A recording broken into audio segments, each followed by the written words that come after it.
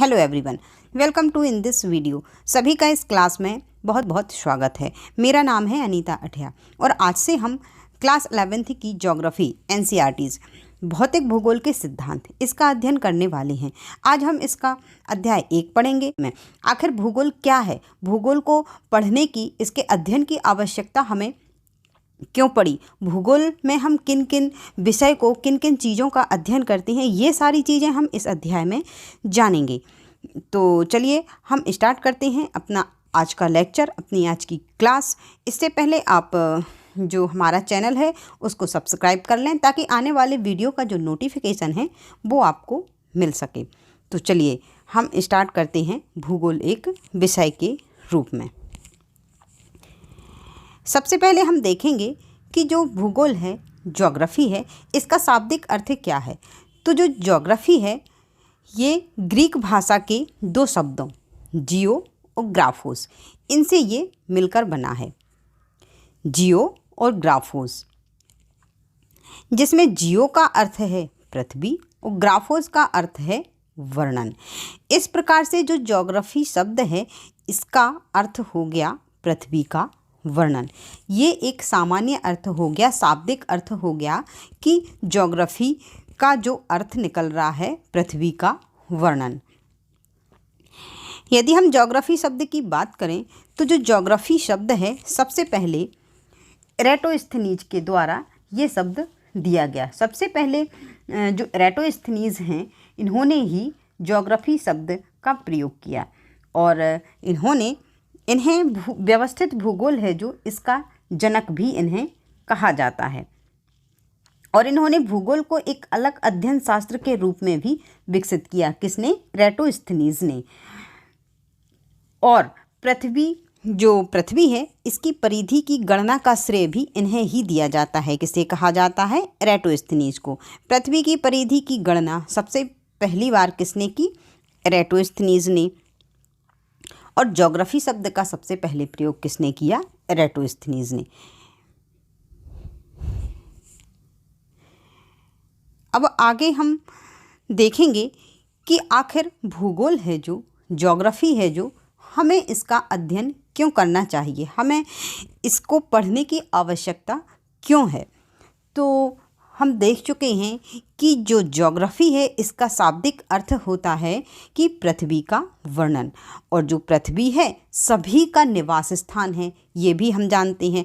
अब जब पृथ्वी सभी का निवास स्थान है तो हमें मानव की बात करें तो प्राचीन जो मानव है, जो प्राचीन समय में मानव क्या करता था? प्रकृति पर निर्भर था, पूर्ण रूप से प्रकृति पर निर्भर था, प्राकृतिक संसाधनों पर ही वह निर्भर था। प्रकृति से जो भी संसाधन, जो भी वस्तुएं प्राप्त होती थीं, जो मानव है उन्हीं पर निर्भर था। जैसे कि शिकार करना, गुफाओं में रहना, पेड़ पौधों पर निर्भर रहना। अर्थात जो मानव है प्रकृति के अनुसार मानव ने अपने आप में बदलाव किया। इस समय जो मानव है, मानव ने प्रकृति में कोई बदलाव नहीं किया कि पेड़ पौधों की कटाई की हो, नदियों से नहर निकाली हो, ये सारी चीज़ें मानव ने उस समय पर नहीं की। प्राचीन जो मानव अनुकूलित करने की कोशिश करता था, अपने आप को प्रकृति के अनुसार ढालने की कोशिश करता था। तो ये प्राचीन मानव पूर्ण रूप से किस चीज़ों पर? प्राकृतिक संसाधनों पर निर्भर था। लेकिन धीरे धीरे समय बीतने के साथ तकनीकी का विकास हुआ और मानव ने प्राकृतिक संसाधन हैं जो, उनमें बदलाव करना शुरू किया।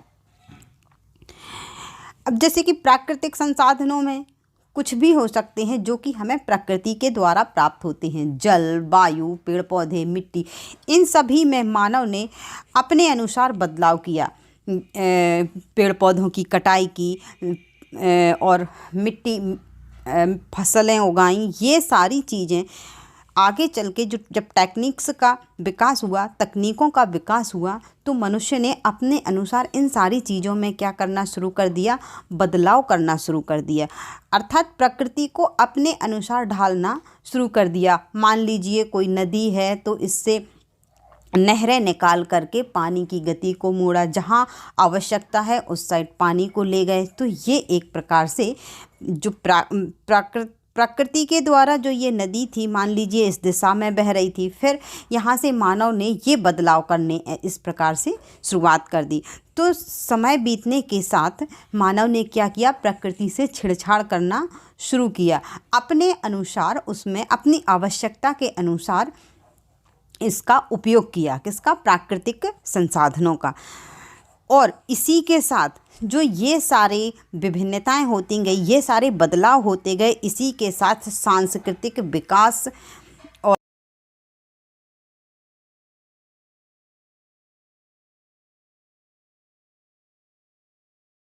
मानव के रहन सहन और जगह जगह पर जो भौगोलिक विभिन्नता है, पेड़ पौधे कम होते गए, इस प्रकार से जो भौगोलिक विभिन्नताएं हैं ये भी हमें आगे जा कर के देखने को मिलती हैं।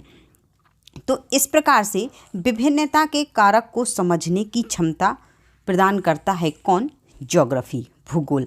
इसलिए हमें भूगोल का अध्ययन करना आवश्यक है, क्योंकि ये विभिन्नता, जो सांस्कृतिक विभिन्नता या भौगोलिक विभिन्नता, ये क्यों उत्पन्न हुई, तो इन विभिन्नता का जो कारण है, कारक है, उनको समझने की क्षमता प्रदान करता है कौन, भूगोल विषय।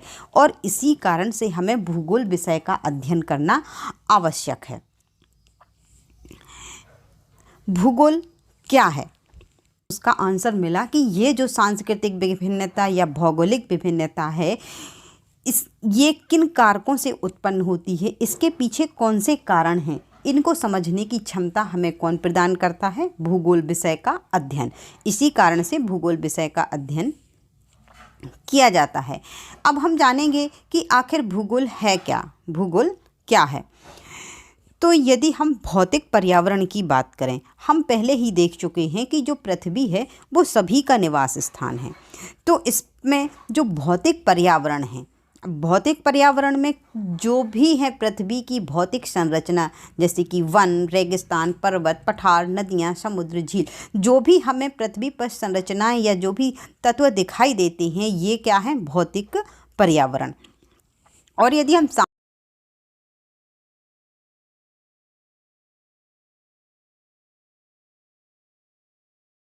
ये सारी चीज़ें सामाजिक तत्वों में आ जाती हैं, जो कि मानव ने तैयार की हैं, जैसे सड़क, रेल, बाजार, ये सभी किसने, ये मानव के द्वारा ये चीज़ें निर्मित की गई हैं, और ये सारी मिलकर एक समाज का निर्माण भी करती हैं।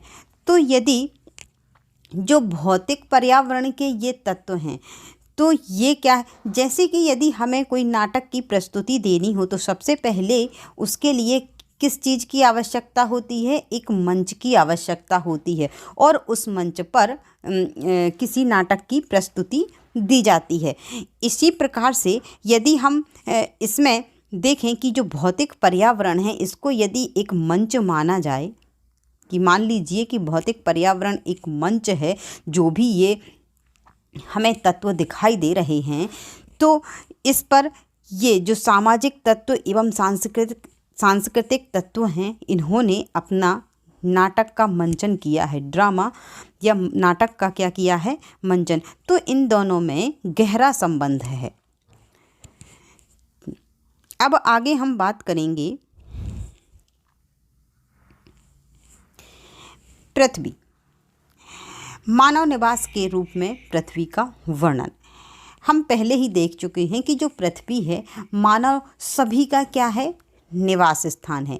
लेकिन इसे हम केवल हम पृथ्वी के निवास स्थान के रूप में या पृथ्वी के वर्णन के रूप में सीमित नहीं कर सकते। इसमें क्या है, जो पृथ्वी का वर्णन है वो बहुआयामी है। पृथ्वी का वर्णन है जो कैसा है, बहुआयामी है।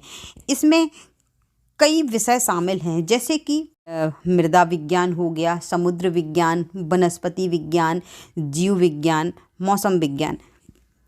प्राकृतिक विज्ञान में वो सारे विषय आ जाएंगे जो कि प्रकृति के द्वारा प्राप्त तत्वों का अध्ययन जिनमें किया जाता है। और यदि सामाजिक विज्ञान के विषयों की बात की जाए, तो ऐसे विषय जो कि मानव के द्वारा ये विषय निर्मित किए गए हैं, जैसे कि अर्थशास्त्र, ये मानव ने खुद इस विषय का निर्माण किया है। इतिहास हो गया, समाजशास्त्र, राजनीति विज्ञान, ये सारे जो विषय हैं ये सामाजिक विज्ञान के अंतर्गत आ जाएंगे। तो जो भूगोल है, चाहे वो शाखाएं हों, ये क्या करता है, सभी से सूचनाएं प्राप्त करके, जो भूगोल है इन सभी विषयों से क्या करता है, सूचनाएं प्राप्त करता है ज्योग्राफी विषय, और अपने आप में एक बहुत बड़ा सब्जेक्ट बन जाता है। कौन? भूगोल। और जो देखिए, कुछ तत्व ऐसे हैं, चाहे वो भौतिक पर्यावरण के तत्व हों या सांस्कृतिक वातावरण के तत्व हों, इनमें कुछ में समानता तो कुछ में असमानता पाई जाती है, और इसी का इस भिन्नता का अध्ययन करना ही क्या है, भूगोल। जो ये विभिन्नताएं हैं, ये असमानताएं हैं या समानता हैं, इन तत्वों का इस रूप में अध्ययन करना ही क्या है, भूगोल। तो भूगोल को क्षेत्रीय भिन्नता का अध्ययन माना जा सकता है। तो इस प्रकार से हमने जाना कि भूगोल क्या है और भूगोल में हम किन किन चीज़ों का अध्ययन करेंगे। तो प्राकृतिक विज्ञान की शाखाएं और सामाजिक विज्ञान की शाखाएं, इन सभी का अध्ययन भूगोल में किया जाता है। हमने देखा कि जो भूगोल है इन सभी विषयों से क्या करता है, सूचनाएं प्राप्त करता है और अपने आप में एक बड़ा विषय बन जाता है। अब यदि हम देखें कार्य कारण संबंध है, जो कार्य कारण संबंध है भूगोल में ये बहुत ही महत्वपूर्ण हो जाता है। अर्थात यदि कोई कार्य हो रहा है कोई भी, तो उसका कोई ना कोई कारण होगा। उदाहरण के लिए जैसे कि हमने एक तत्व लिया, फसल। अब ये जो फसल है ये अलग अलग क्षेत्र में अलग अलग होती है, इसका कोई ना कोई तो कारण होगा। तो कारण कुछ भी हो सकता है, मिट्टी हो सकती है कारण, वहाँ की जलवायु हो सकती है उस क्षेत्र की, या फिर उस क्षेत्र में जो बाज़ार है उसमें इस फसल की मांग हो सकती है, किसानों की व्यय क्षमता भी हो सकती है, या फिर तकनीकी निवेश भी हो सकता है। तो फसल है जो इसके उत्पादन को या फिर इसको ये सारी चीज़ें प्रभावित करेंगी, तो इनके पीछे कोई ना कोई कारण होता है। तो इस प्रकार से ये जो कार्य कारण का संबंध है, किसी तत्व को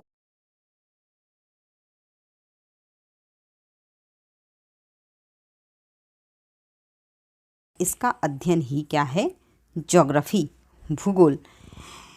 यदि हम आदि समाज की बात करें, प्राकृतिक मानव है जो आदि मानव है, उस समय जो मानव रहता था प्राकृतिक रूप से, तो वो है जो प्रकृति प्रभावित मानव था। अर्थात ये हम पहले ही भी देख चुके हैं कि जो मानव है, प्राचीन मानव है, वो प्रकृति से प्रभावित था। वो प्रकृति को प्रभावित नहीं कर रहा था, बल्कि प्रकृति द्वारा जो भी संसाधन प्राप्त हो रहे थे वो वैसे ही उपयोग कर रहा था। इस प्रकार से ये जो मानव है, आदि मानव, वो क्या था, प्रकृति प्रभावित मानव था, और सीधे तौर पर कैसा, प्रकृति पर निर्भर था, और प्रकृति से ये समझौता कर लेता था, प्रकृति को बदलने की कोशिश नहीं करता था। तो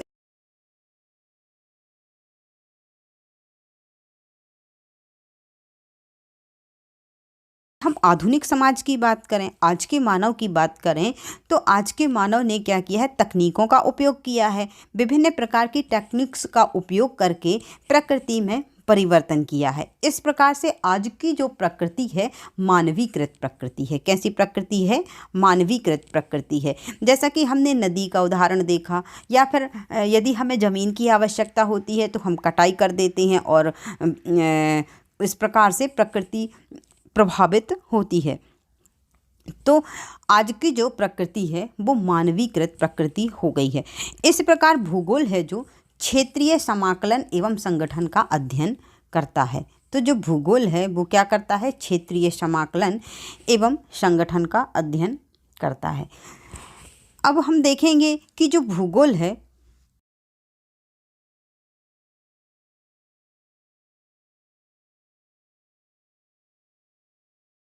इसको वैज्ञानिक विषय के रूप में पढ़ने के लिए हमें 3 प्रश्न के आंसर चाहिए। कौन कौन से?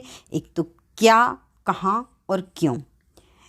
जैसे कि यदि हम किसी भी चीज़ को देखते हैं जिसको हम नहीं जानते और हमें कोई भी चीज़ दिखे, कुछ भी हो सकता है, तो हम सबसे पहले जानने की कोशिश करेंगे कि अरे ये क्या है, आखिर ये चीज़ कौन सी है, क्या है। हमारे मन में उत्सुकता आएगी कि ये क्या है।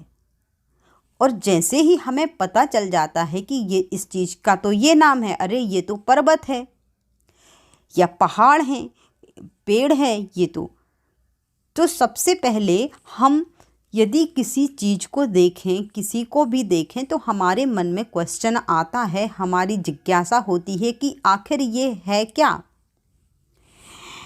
तो ये जो क्या वाला क्वेश्चन है, किसी भी वस्तु की, किसी भी प्राणी की, किसी भी संरचना की पहचान से जुड़ा हुआ है।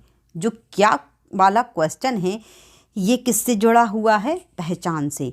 और जब हम उस तत्व की, जो भी हमारे सामने होता है, उसकी हम पहचान कर लेते हैं, तो फिर हमारे मन में जिज्ञासा आएगी कि ये कहाँ कहाँ पाया जाता है। तो इस प्रकार से ये जो दूसरा वाला क्वेश्चन है कहाँ, ये वितरण से संबंधित हो गया, वितरण या स्थान से, कि ये चीज़ मान लीजिए पर्वत है या ज्वालामुखी है या जो भी है, हम पहचान कर ली गई। तो अब हम चाहेंगे कि ये कहाँ से होगा, किस स्थान पर होगा, इसका वितरण कहाँ कहाँ होगा। तो हम कहाँ का आंसर जानने की कोशिश करते हैं।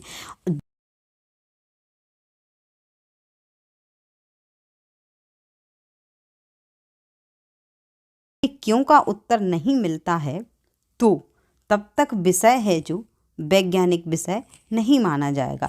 लेकिन जैसे ही हमें क्यों का आंसर मिल गया कि मान लीजिए ये ज्वालामुखी है, हमें पता चल गया कि ये ज्वालामुखी है, कहाँ किस जगह पर है ये भी पता चल गया। अब यदि हमें ये पता चल जाए कि क्यों, आखिर ज्वालामुखी यहाँ है तो यहाँ क्यों है और किस कारण से है, और ऐसा हुआ तो क्यों हुआ, या ये पर्वत यहाँ पर है तो क्यों है यहाँ पर, यदि हमें इस क्यों का आंसर जब मिल जाता है, तब ये विषय एक वैज्ञानिक विषय का रूप ले लेता है। जब हमें क्यों का आंसर मिल जाता है तो विषय वैज्ञानिक विषय बन जाता है। तो इस प्रकार से क्यों कार्य और कारण से किस से संबंधित है। जब हमें कारण का पता चल जाता है कि इसका कारण है क्या, तो विषय है जो एक वैज्ञानिक विषय बन जाता है। तो इस प्रकार से ये 3 प्रश्न, क्या, कहाँ और क्यों, जब हमें इनका आंसर मिल जाता है तो ज्योग्राफी है जो एक वैज्ञानिक विषय का रूप ले लेता है। आगे हम जानेंगे कि जो भूगोल है एक समाकलन विषय के रूप में कैसे है। समाकलन जो शब्द है वो केवल एक प्रकार की एकत्रित वस्तुओं का मिलान करके, कोई भी वस्तुएं हैं एक प्रकार की, उनको यदि एकत्रित कर लिया जाए और उनकी व्यवस्था को देखना और समझना ही समाकलन कहलाता है।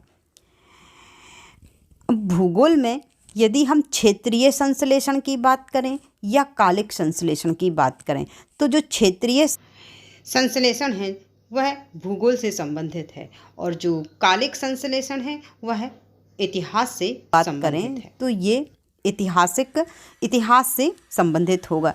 ये हमें तो फैक्ट हैं जो ये याद रखना है। और जो एक भूगोलवेत्ता होता है उसको सभी संबंधित क्षेत्रों की व्यापक समझ रखने की आवश्यकता होती है, क्योंकि भूगोल में हम सारी चीज़ों की स्टडी करते हैं, सारे सब्जेक्ट की स्टडी करते हैं। भूगोल हमने देखा कि सभी विषय से क्या करता है, सूचनाएं प्राप्त करता है, सभी विषय का इसमें अध्ययन किया जाता है। तो इन सारी चीज़ों का अध्ययन जब भूगोल में किया जाता है तो हमें जो भूगोल का एक स्टूडेंट है या भूगोल का जो भूगोलवेत्ता है उसको सारी चीज़ों की समझ रखना बहुत ही आवश्यक हो जाता है।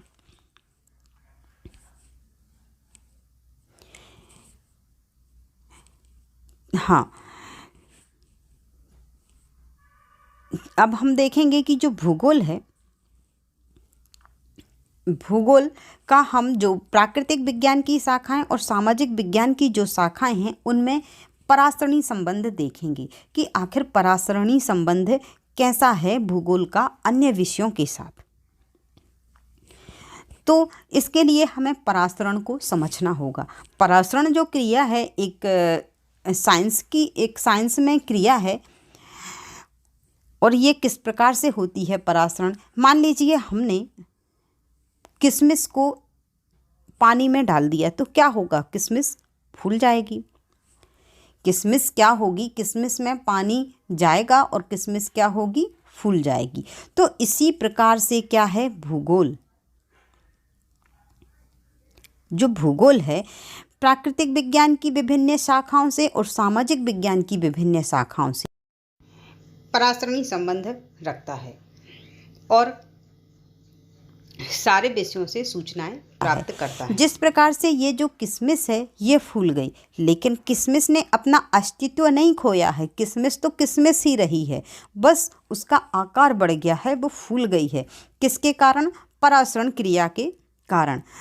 ऐसे ही भूगोल है, भूगोल अपने आप में भूगोल विषय है, लेकिन ये अन्य विषयों का अध्ययन साथ में करता है। जैसे कि मान लीजिए कि राजनीति शास्त्र एक अलग से विषय है, लेकिन हम जब इसमें भूगोल में राजनीति का अध्ययन करेंगे तो वो हो जाएगी राजनीतिक भूगोल। यदि हम जननांकी अलग से अध्ययन करेंगे और भूगोल में जब हम इसका अध्ययन करेंगे तो वो हो जाएगी जनसंख्या भूगोल। ऐसे ही जो भूगोल की मृदा विज्ञान अपने आप में एक अलग विषय है, लेकिन जब हम मृदा का इसमें भूगोल में अध्ययन करेंगे तो वो हो जाएगी मृदा भूगोल। वनस्पति विज्ञान अपने आप में अलग से सब्जेक्ट है, अलग से विषय है, लेकिन जब हम ज्योग्राफी में वनस्पति विज्ञान का अध्ययन करेंगे तो वो हो जाएगी पादप भूगोल। इस प्रकार से जो भूगोल है इसका प्राकृतिक विज्ञान की विभिन्न शाखाएं एवं सामाजिक विज्ञान की विभिन्न शाखाओं के साथ एक परासरणी संबंध होता है, जैसा कि हमने इस उदाहरण में देखा। और भूगोल अपना अस्तित्व नहीं खोता है, बल्कि सारे विषयों से क्या कुछ ना कुछ सूचनाएं प्राप्त करके अपने आप में एक व्यापक सब्जेक्ट, व्यापक विषय बनता है। हम देखेंगे कि जो भूगोल है इसके अध्ययन के दो उपागम हैं, अर्थात भूगोल का जो अध्ययन है वो दो तरीके से किया जा सकता है। भूगोल के अध्ययन के कितने प्रमुख रूप से दो तरीके हैं, एक तो है क्रमबद्ध उपागम और दूसरा है प्रादेशिक उपागम। जो क्रमबद्ध उपागम है वो विषय वस्तुगत उपागम या विषय वस्तुगत उपागम, इसे क्रमबद्ध उपागम भी कहा जाता है। और जो दूसरा है प्रादेशिक विषय वस्तुगत उपागम। तो इन दो प्रकार से भूगोल का अध्ययन किया जाता है। यदि हम क्रमबद्ध उपागम की बात करें या क्रमबद्ध तरीके से भूगोल का अध्ययन है जो इसकी बात करें, तो इस तरीके की खोज का श्रेय जाता है जर्मन भूगोलवेत्ता अलेक्जेंडर वॉन हम्बोल्ट को।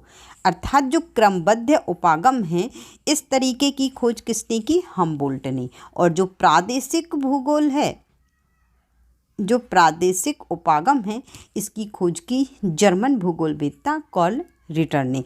तो ये हमें याद रखना है कि जो क्रमबद्ध भूगोल का अध्ययन है, क्रमबद्ध तरीके से भूगोल का अध्ययन किया जाता है, उसकी खोज किसने की, हम्बोल्ट ने। और प्रादेशिक जो तरीका है, उपागम है, उसकी खोज की कार्ल रिटर ने। ये हमें याद रखना है। अब हम देखेंगे कि जो क्रमबद्ध भूगोल है उसमें किस प्रकार से भूगोल का अध्ययन किया जाता है। तो देखिए, क्रमबद्ध उपागम में क्या किया जाता है, किसी एक तथ्य को लेकर के पूरे विश्व स्तर पर उसका अध्ययन किया जाता है। जैसे कि मान लीजिए हमने कृषि एक तत्व ले लिया या जलवायु ले लिया, तो जब हम जलवायु का अध्ययन करेंगे तो मान लीजिए हमें मध्य प्रदेश की जलवायु का अध्ययन करना है, तो हम इस तत्व का, जलवायु का पूरे विश्व स्तर पर इसका अध्ययन करेंगे। तत्व एक ही रहेगा, जलवायु। जैसे हमने मध्य प्रदेश की जलवायु का अध्ययन किया, अन्य प्रदेशों की जलवायु का अध्ययन किया, फिर देश की जलवायु का अध्ययन किया, और इसके बाद हम ऐसे ही अन्य देशों की जलवायु का अध्ययन करेंगे, कंपेयर करेंगे कि यहाँ की जलवायु ऐसी है, दूसरे देश की जलवायु ऐसी है, इस क्षेत्र की, तो तत्व एक ही रहेगा, जलवायु। बस इसका विश्व स्तर पर अध्ययन किया जाएगा। लेकिन यदि हम प्रादेशिक विषय वस्तु की बात करें, प्रादेशिक उपागम की बात करें कि इस प्रादेशिक जो तरीके से भूगोल का अध्ययन किया जाता है, तो उसमें क्या होता है कि किसी एक विशेष प्रदेश को, जैसे कि मान लीजिए हमने मध्य प्रदेश ले लिया, एक विशेष प्रदेश ले लिया मध्य प्रदेश,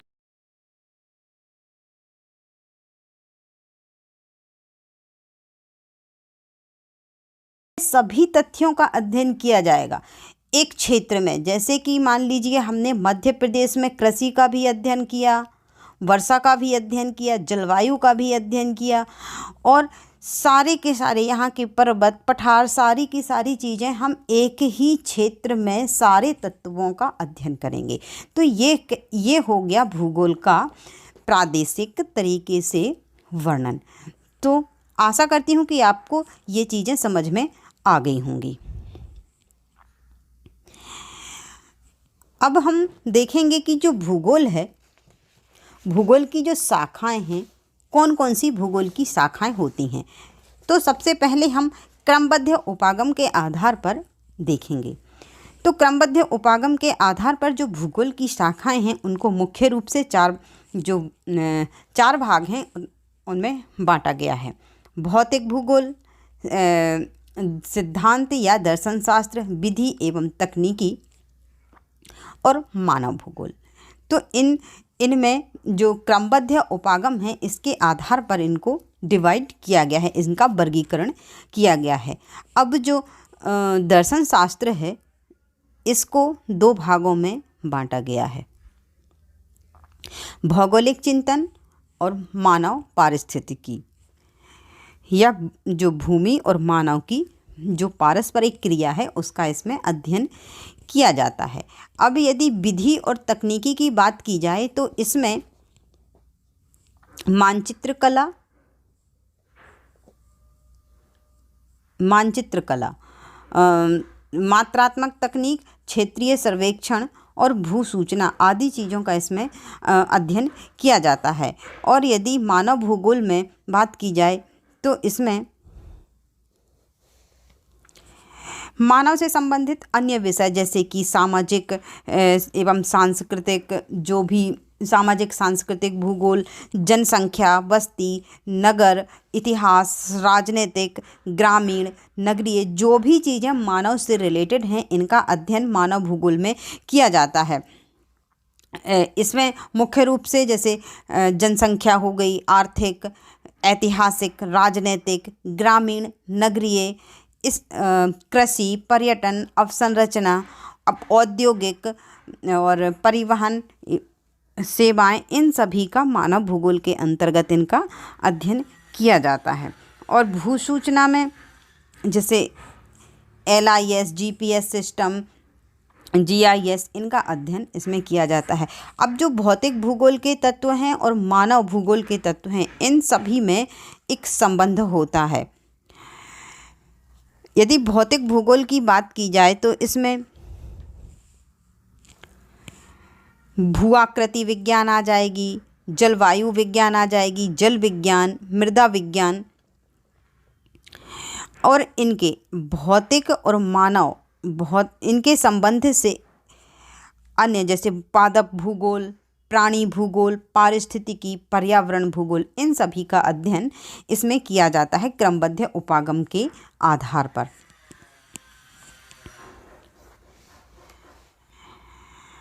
अब हम प्रादेशिक उपागम के आधार पर वर्गीकरण देखें, तो इसमें प्रादेशिक अध्ययन, प्रादेशिक विकास, प्रादेशिक विश्लेषण और प्रादेशिक योजना, इन सभी का अध्ययन इसमें किया जाता है।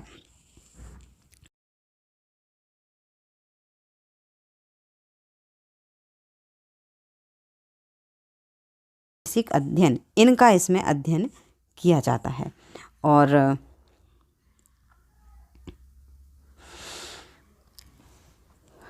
प्रादेशिक योजना में जैसे ग्रामीण या शहरी योजना, इस प्रकार का अध्ययन इसमें इन विषयों का अध्ययन किया जाता है। तो ये हो गई प्रादेशिक उपागम के आधार पर जो भूगोल है उसकी शाखाएं। इस प्रकार से हमने इसमें देखा कि भूगोल क्या है, उसका अध्ययन क्यों किया जाता है और किन किन चीज़ों का इसमें हमने भूगोल का परासरणी संबंध भी देखा अन्य विषयों के साथ। तो इस प्रकार से हमने इसमें चीज़ों को समझा। तो आज का वीडियो करते हैं हम यहीं पर समाप्त। यदि आपको वीडियो पसंद आता है तो आप इसे लाइक अवश्य करें और चैनल को सब्सक्राइब करना ना भूलें। यदि आपका कोई भी क्वेश्चन है तो आप कमेंट बॉक्स में कमेंट कर सकते हैं। वीडियो देखने के लिए आपका बहुत बहुत धन्यवाद।